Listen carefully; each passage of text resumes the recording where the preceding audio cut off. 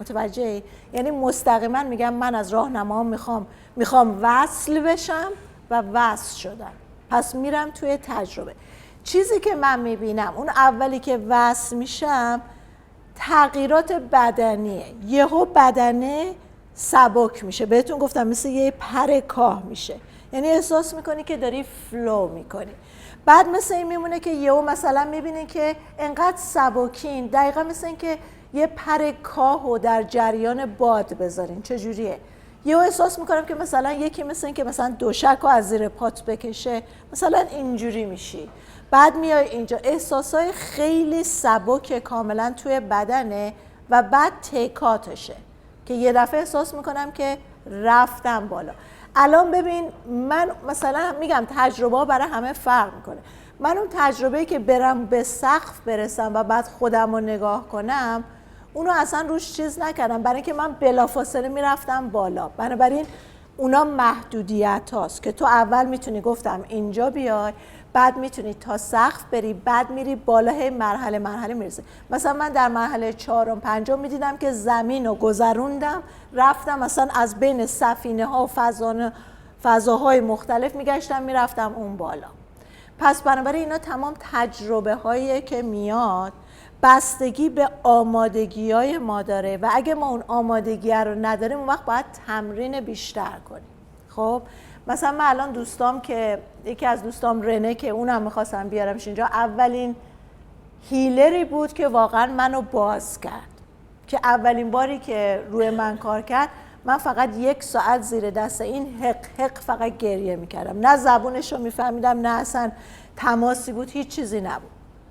ولی همون آدم امروز به من میگه من اصلا از تو تعجب میکنم، تو چطور میتونی فرضاً هیلینگ بکنی یا رود هیلینگ بشه و توی سویچ من تو آشپزخونه دارم غذا درست میکنم. میگه من اصلا نمیفهمم، من وقتی میرم تو اون حالتی که دارم به یکی شفا میدم 1 ساعت بعد قبلش غذا نخورم، شکمم باید خالی باشه، بعد موقعی که اون کار انجام میدم 1 ساعت 2 ساعت طول میکشه تا بتونم اصلا برگردم توی حالت عادی.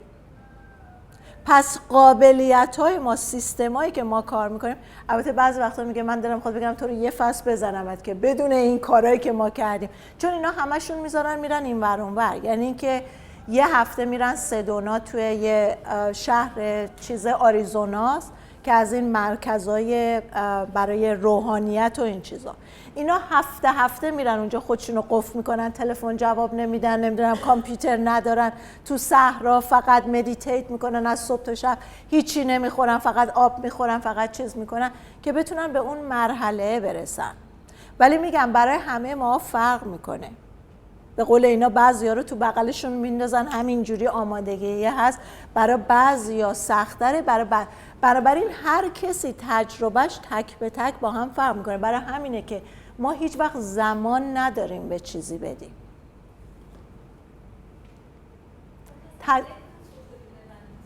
جان؟ ذهن رو چجوری ببندیم؟ آره، بستن ذهن. اوکی. اگر که من به تو بگم که ذهن شیطونه، درسته؟ اگه من به تو بگم که خداوند شیطون رو به وجود آورد برای اینکه برای ما یه مسابقه ای باشه، درسته؟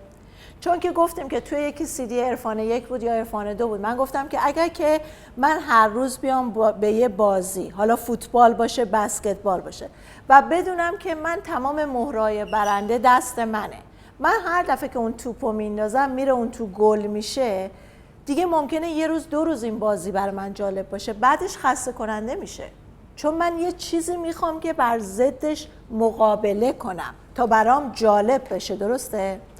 پس خداوند این ذهن رو به ما داد، مثل ایگو، شیطان یا اون حس خودپسندی، که ما یه چیزی داشته باشیم که باهاش بجنگیم، مقابله کنیم که زندگی رو برای ما یه جورایی جالب تر بکنه.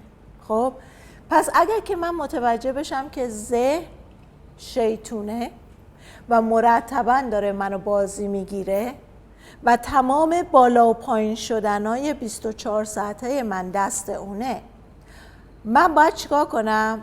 من گفت میتونم باش بجنگم، درسته؟ اما گفتیم که جنگیدن آیا کار خوبیه یا نه؟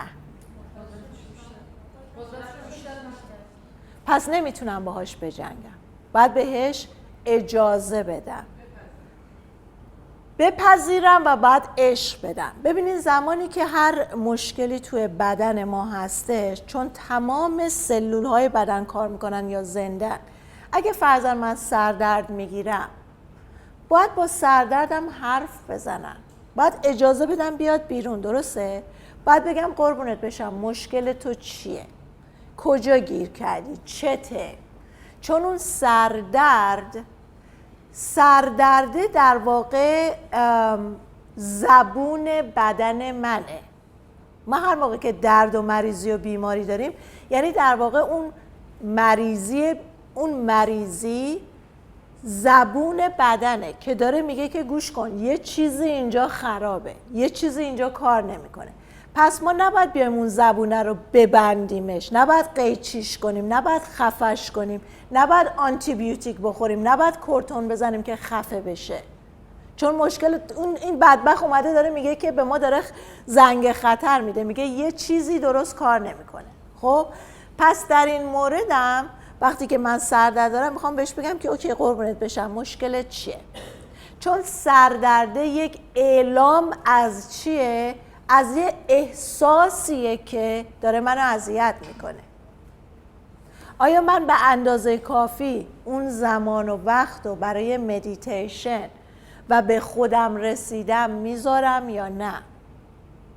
اگر نمیذارم، اگر احساسات رو توی خودم خفه کردم، اگر ترس و وحشت دارم، اگر که من دائما میخوام یه حرفی بزنم بعد یه حرفم رو میخورم، نکنه بد باشه، نکنه بدش بیاد، نکنه حرف زشتی بود، این ترس و وحشت در شونه های من خودشو نشون میدن، درسته؟ پس شونه من وقتی درد میگیره چیکار میکنه؟ اون تنشن به سر من میزنه، به سردرد تبدیل میشه. پس سردرد من از شونه درد من میاد، شونه درد من از ترس و وحشتی که من در مقابل زندگی و مسائل، نکنه فردا حقوق منو ندن، نکنه من فردا بیکار بشم. چون خود منم از 18 سالگیم میخواستم به پدر مادرم نشون بدم که من میتونم رو پای خودم وایسم، چون من توی خانواده خیلی چی بگم پولدار و با راننده و نمیدونم این چیزا بزرگ شدم و مادر من یک ریز از بچگی به من گفت مثل برادرت نشی ها. اینو فرستادیمش انگلیس هیچی نشد، فقط رفت پول خرج اینو اون کرد. مثل اون برادرت نشی، این درس نخون، مثل اون خواهر، همش مثل این نشی مثل اون نشی، باعث میشد که بهش میگیم ریورس سایکولوژی، یعنی روانشناسی برعکس. تو خوبی عالی باهوشی بهترین همه چی، ولی اینجوری نشی ها. یعنی چی؟ یعنی ترس و دلهوره، وای نکنه من مثل اینا بشم، نکنه. بنابراین برای اینکه من به مادرم ثابت بکنم که من مثل این نیستم، چون ماها همه زندگیمون میدویم که عشق پدر مادره رو بخریم، خودآگاه یا ناخودآگاه. اوکی؟ پس وقتی که مادر من با اون عشق به من نگاه میکرد، مثل اینکه من زیباترین چیزی بودم که تو این کره زمین اومده بودم، ولی به من میگفت نکنه مثل اون نشی، یعنی به من ترس و دلهوره میداد. نکنه من این تصویر زیبایی که این از من داره و خدای نکرده خرابش کنم. پس اومدم چیکار کردم؟ یه عمری خواستم مثل بقیه نشم. برای اینکه مثل بقیه نشم چیکار کردم؟ مجبور شدم 12 ساعت در روز کلاس بردارم، 12 روزم در 24 ساعته کار کنم که خودم روی پای خودم بایستم، برای اینکه یه وقت اون تصویر مادره خراب نشه. برای اینکه مادر من هر وقت زنگ میزد، هیچ وقت من راجع به مشکلم نمیگفتم. من هیچ وقت به مادرم نمیگفتم که آقا جون من 12 ساعت که کار میکنم بین تمام انگشتای پام شب به شب تاول میزد. وقتی زنگ میزدم همه چی خوبه، همه چی عالیه، چون میخواستم اون تصویره خراب نشه. و زمانی که ساعت 2:30 شب تلفن زدن، 2:30 شب تلفنی که شد، من از خواب بیدار شدم، میدونستم مادرم مرده. تلفن رو که برداشتم خواهرم برگشت گفت سودی جان میخواستم بگم که حالا خیلی هم، چون من پاسپورت ایرانی نداشتم، خیلی هم چیز نکن نمیخوای بیای. گفتم مامان مرد؟ گفت بله. گوشی رو قطع کردم. با تمام این که ما وقتی که یک کسی رو از دست میدیم که پدرمونه یا مادرمونه، وقتی من گوشی تلفن رو گذاشتم، دیگه من نباید بدو بکنم که بخوام به این نشون بدم که من توی 22 سالگیم کالجم و یونیورسیتیمو تموم کردم، چند تا مدرک روی همدیگه گرفتم، ولی دیگه دیر شده بود. میدونین چرا؟ چون دیگه انقدر تا اون زمان من این کارو کرده بودم که این دیگه جزئی از برنامه من شده بود. حالا سخت بود دیگه که من بخوام اون متدو بجرم. ما با انرژی ها میتونیم همه چیزا رو عوض بکنیم و همه چی در درونه، درسته؟ پس زمانی که من در درونم داره چیز میشه، در درون همه چی خوبه، یه اتفاق خارجی اتفاق میفته، اون فقط داره 2 مرتبه همه چی درسه دیگه، درسته؟ اون دوباره داره یه امتحان دیگه میشه. آیا من با این گرفتن پلیس تمام ضربان قلبم شروع میشه میزنه؟ آیا شروع میکنم فکر میکنم که وای چرا الان ریاکشن نشون میدم، عکس العمل نشون میدم نسبت به اون قضیه یا نه؟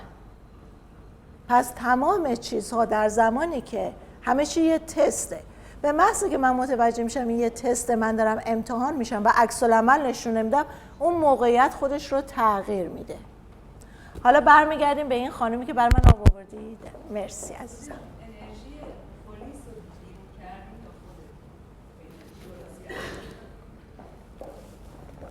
ببین عزیز، ما به اون موقعیت کاری نداریم. اون انرژی از من منعکس شده بیرون. یعنی صبحی بوده که فرضاً صبحی بوده که من اونجوری که باید تمرکز نداشتم، بنابراین دیر راه افتادم. بعد به خاطر اینکه من اون مدیتیشن صبحمو یا اون چیزی که رابطه‌ای که باید برقرار بکنم برقرار نکردم، بعد موقعیت‌ها پشت سر هم دیگه، موقعیت‌های مشابه هم جمع میشن. من دیر میرسم، بعد از دست اون دختره عصبانی میشم، اون میخواد شور و چیز بکنه، با اون چیز میکنم که چرا چیزها رو آماده نکردی، اینا رو هم دیگه جمع میشه. بنابراین اون انرژیه که گفتیم انرژی منفیه هی سنگین‌تر و سنگین‌تر میشه. چون هی سنگین‌تر میشه، هی حالا چیزای بدتر رو جذب میکنه. یعنی من بی اراده نتونستم خودم رو کنترل کنم، رفتم با اون دختره دعوا کردم، بعد اومدم از اونجا بیرون، یهو پلیس منو میگیره. چون این انرژی منفیه داره هی سنگین‌تر میشه، پس من میخوام خودم رو پاکسازی کنم، من خودم رو تمیز میکنم. چون اون پلیسه که فقط تصویر منه، درسته؟ منم که دارم اینا رو به وجود میارم. خب حالا ما میخوایم ذهن رو ببندیم. بذار جواب اون خانم ناتمامون راجع به ذهن که من چجوری ذهنم رو ببندم. پس گفتیم که بستن ذهن یکی از مشکل ترین کار هاست. اگر که من متوجه بشم که این شیطون گذاشته شده برای مقابله با من، حالا این مثل ما باید اینجا خیلی باهوش باشیم، برای اینکه مثل یه بچه کوچولو میمونه. اگه باهاش بجنگیم و لجبازی کنیم، لجبازی اون بیشتر میشه، درسته؟ پس باید خیلی با مهارت باید باهاش کار بکنیم. باهاش که نمیتونیم بجنگیم چون قوی تر میشه، پس باید از یه راه دوستانه وارد بشیم. راه دوستانه، کسی راه حلی برای راه دوستانه داره؟